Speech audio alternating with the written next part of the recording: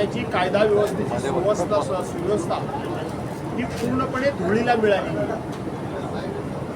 महाराष्ट्रामध्ये आजच सभागृहामध्ये एक प्रश्न होता की महाराष्ट्रामध्ये अशा पद्धतीने ड्रग्ज सारखे जी काय तरुण मुलं या ठिकाणी व्यसनाधीन झालेली आहेत या संदर्भामध्ये माहिती मिळावी अशा पद्धतीचा एक प्रश्न आला होता. आणि आपल्याला कळलं असेल की महाराष्ट्र हे जवळजवळ आता उडता पंजाबच्या बाजूला जातोय की काय. अशा पद्धतीनं एक असा जिल्हा दाखवा आणि बक्षीस मिळवा की ज्या जिल्ह्यामध्ये ड्रग्ज मिळत नाही अशी परिस्थिती आता झालेली आहे. महिलांवरील अत्याचार दिवसागणिक वाढत आहेत. छोट्या छोट्या बालिकांवरचे बलात्कार वाढत आहेत. पेपर फुटीची प्रकरणं प्रचंड प्रमाणामध्ये वाढलेली आहेत. त्याचबरोबर चोऱ्या, खून, दरोडे हे तर अनन्वित अशा प्रकारचे या महाराष्ट्रामध्ये वाढलेले आहेत. आपण पाहिलं असेल की नरसापूरची घटना 3 वर्षाच्या बालिकेवर 65 वर्षाच्या नराधमानं ज्या पद्धतीनं बलात्कार केला त्याच वेळेला एक अमरावती घटना समोर आली. त्याच वेळेला नागपूरच्या घटना समोर आल्या. त्याच वेळेला नाशिकची घटना समोर आली. परंतु सरकारला फक्त आणि फक्त लव जिहाद, कॉर्पोरेट जिहाद, आणखीन कुठला जिहाद ह्या जिहादमध्येच मोठ्या प्रमाणामध्ये महाराष्ट्रामध्ये चर्चा घडवण्यामध्ये सरकारला इंटरेस्ट आहे. परंतु आपण तुम्ही लँड जिहाद, सगळे जिहाद, आणखी दुसरा कुठेतरी मध्ये एक जिहाद आला होता. परंतु आपल्यासारख्या सिनियर पत्रकारांनी हा जो प्रश्न विचारलेला आहे की देशामध्ये अत्याचाराच्या बाबतीत महाराष्ट्राचा, महिला अत्याचाराच्या बाबतीत महाराष्ट्राचा 2 नंबर लागतो ही बातमी आली, ती खरी आहे का? तर ही बातमी केवळ विरोधक म्हणून आम्ही बोलत नाही, तर राज्याच्या मुख्यमंत्र्यांनी आज जर आपण ही प्रश्नोत्तराची यादी बघितली तर प्रश्न क्रमांक 22 हा जर आपण वाचला तर याच्यामध्ये राज्याच्या मुख्यमंत्र्यांनी गृहमंत्री या नात्यानं आपल्याला लिखित स्वरूपामध्ये माहिती दिलेली आहे की देशामध्ये महिला अत्याचाराच्या बाबतीत महाराष्ट्राचा 2रा क्रमांक लागतो हे त्यांनी लिखित स्वरूपामध्ये म्हटलेलं आहे.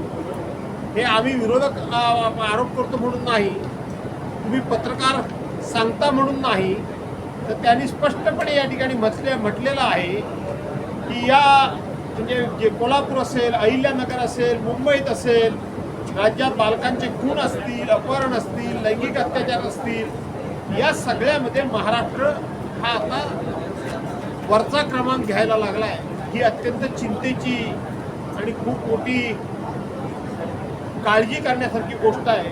त्यामुळे तुम्ही जे म्हणता ते खरं आहे, हे तुम्ही नेहमी म्हणत नाही, तर राज्याच्या मुख्यमंत्र्यांनी हे लिखित स्वरूपामध्ये आपल्याला या ठिकाणी उत्तर दिलेलं आहे.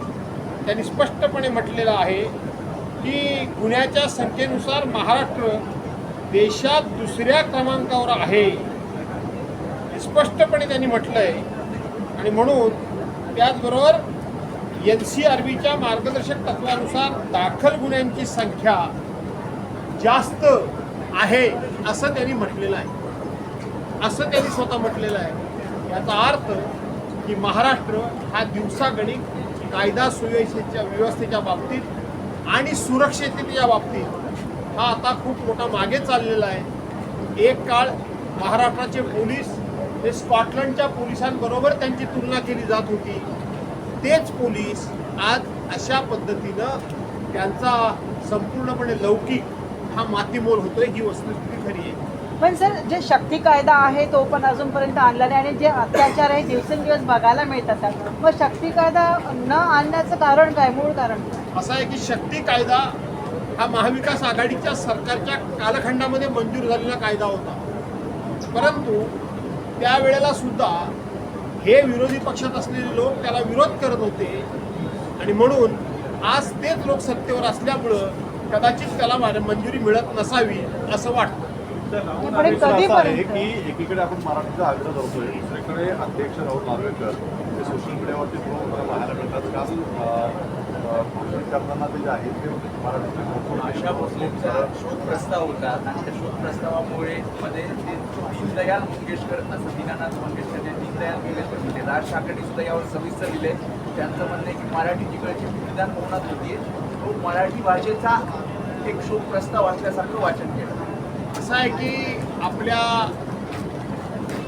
राज्य विधानसभेचे अध्यक्ष जे राहुलजी नार्वेकर आहेत ते साधारणपणे मी इंग्रजीतून कसा शिकलोय, मी कसा सुशिक्षित आहे, मी कसा वकील होतो आणि मला कसं कायद्याचं ज्ञान आहे हे बऱ्याच वेळेला आम्हा सर्वांना दाखवून इम्प्रेशन कायम मारत असतात हे आम्ही अनुभवलेलं आहे.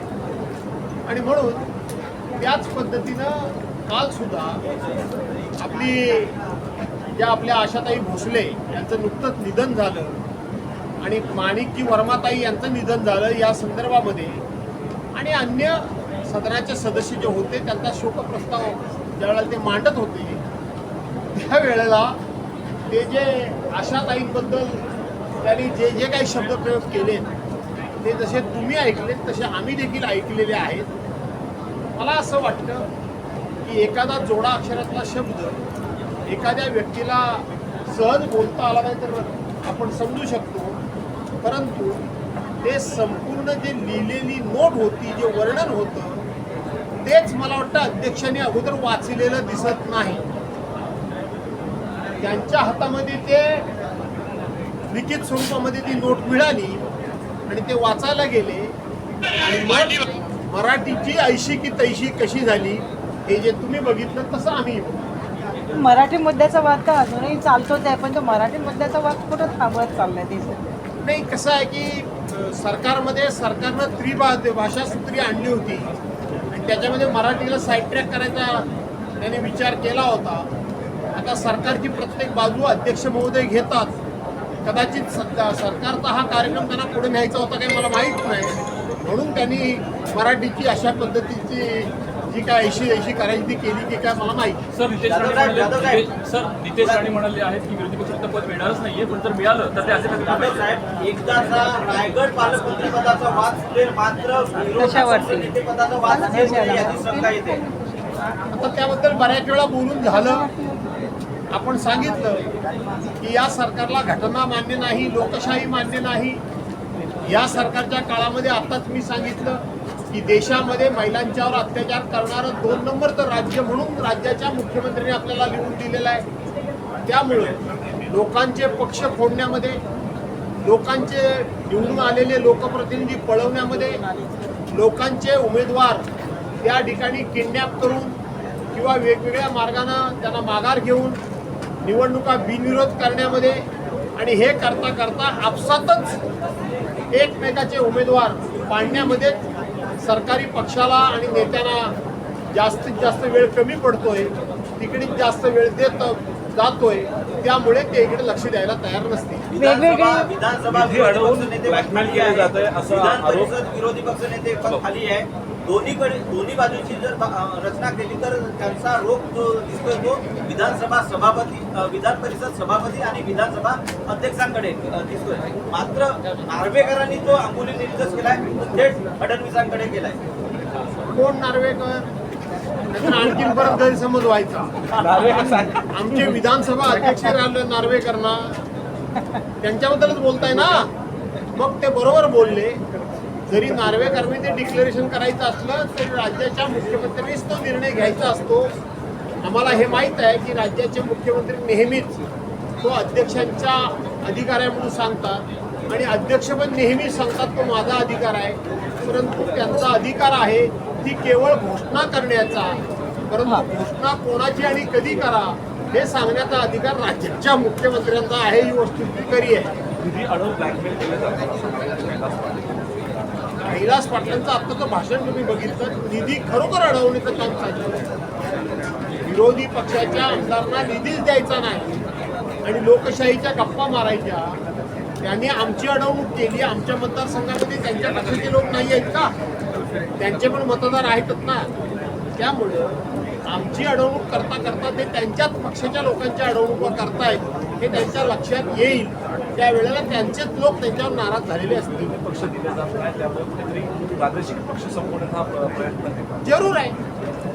प्रादेशिक पक्ष संपवणं हीच तर भारतीय जनता पार्टीची नेहमीची किंवा त्यांची कार्यपद्धती आहे. ते त्यांनी जाहीरपणे बोलून दाखवले की आम्हाला विरोधी पक्ष शिल्लकच ठेवायचा नाही. त्यामुळे वेगवेगळ्या मार्गानं विरोधी पक्षाला जे छळलं जातंय त्याच्यामध्ये विरोधी पक्षाचे निवडून आलेले जे लोकप्रतिनिधी आहेत त्यांना निधी न देऊन त्यांची कोंडी करण्याचा प्रयत्न आहे. आपण वेगवेगळ्या विषयात भाऊ जाऊ दे त्याला मत